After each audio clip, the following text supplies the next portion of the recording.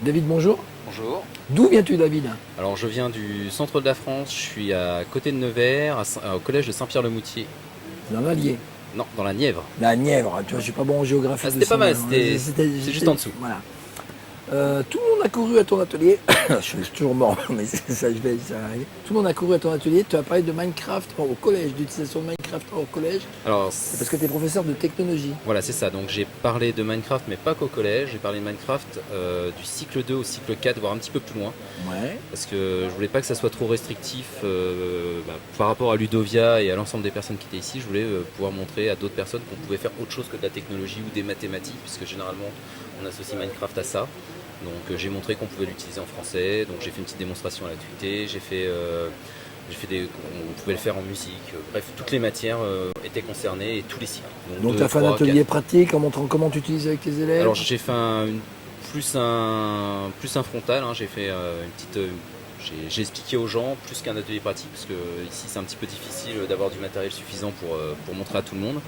Mais voilà, j'ai essayé de montrer, j'ai survolé un petit peu toutes les matières, tous les cycles, en donnant des exemples, des cas concrets, pour que les professeurs puissent bien identifier et avoir quelque chose de concret, parce que pour certains c'est plutôt abstrait, oui c'est chouette, c'est du Minecraft, c'est joli, mais on voit pas trop ce qu'on peut en faire. Voilà. D'accord. Pour les élèves, on joue, mais pour les autres, c'était pas suffisamment concret. Dans ta classe, dans la pratique de ton quotidien, c'est combien d'heures d'activité Minecraft dans l'année pour une classe de 5e par exemple? Sur une classe de 5e, ça va être 18 et un petit peu plus d'heures en fait. Ah oui, quand même. Ah ouais. Euh, C'est la partie projet en fait. T'es équipé dans comment? La partie projet. L'équipement, ça se passe comment? Tu as un serveur, ils ont des tablettes, ils ont des ordinateurs? Alors moi il y en a j'ai énormément de chance, je viens d'être équipé, c'était mon tour, donc j'ai 15 PC. Ah non mais Dotation, voilà. dotation. Dotation, hein, ça tourne d'établissement en établissement, Ouais. donc là j'ai eu Tombé la sur chance, toi, c'est d'accord. tombé sur moi on va dire. Donc j'en ai 15 PC plus un PC prof. Donc là pareil, là c'était un investissement de mon gestionnaire, de ma chef d'établissement qui ont accepté que j'investisse un petit peu plus cher pour que mon ordinateur serve de serveur. D'accord. Et ce qui permet de faire tourner l'ensemble des élèves dans un seul et unique monde en même temps. Donc les élèves sont vraiment en travail collaboratif à 100%. Et l'installation du serveur, c'est toi qui t'y colle? Voilà, la station du serveur, c'est moi qui m'y colle. C'est lui qui s'y colle. Voilà. Ah, il a besoin de personne pour se débrouiller, c'est ça? Non, c'est ça, Non. exactement. Moi j'ai l'avantage, bon, souvent il m'appelle le gros geek, donc c'est assez pratique. Mais pour ceux qui voudraient se lancer, il ne faut pas avoir peur de se lancer. Souvent, il y en a qui disent ouais, mais je ne sais pas faire. Si vous voulez vous lancer, vous lui demandez. Vous lui envoyez un mail, un tweet, il est partout, donc ça se fera plaisir. de Oui, répondre. ça fait plaisir. Il n'y a pas de problème. Et gratuitement en plus, c'est ça dingue. Voilà, non mais on peut se lancer et souvent Ouais. c'est les élèves qui vont expliquer aux profs parce que eux savent. Donc faut pas avoir peur, les élèves vont vraiment répondre, quoi. D'accord.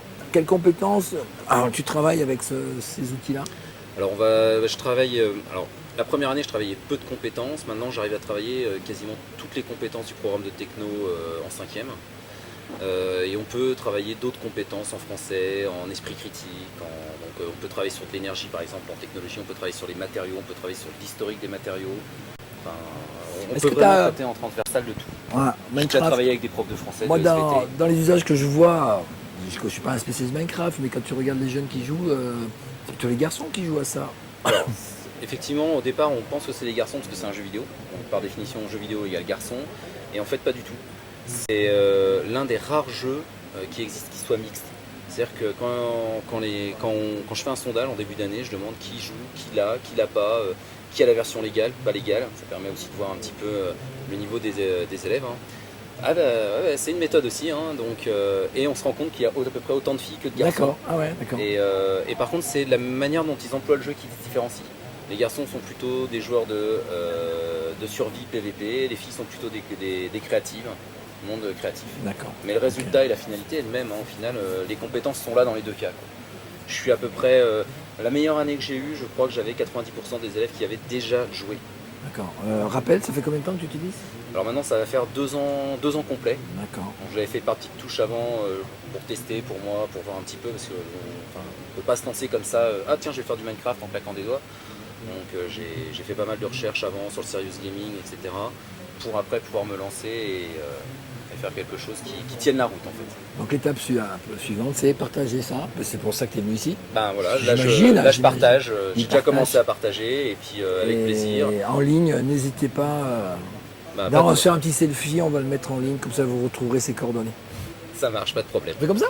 Ça marche. À la prochaine. Alors, on se revoit l'année prochaine alors. On verra, ouais. On va essayer. On va essayer. Ciao. Au revoir.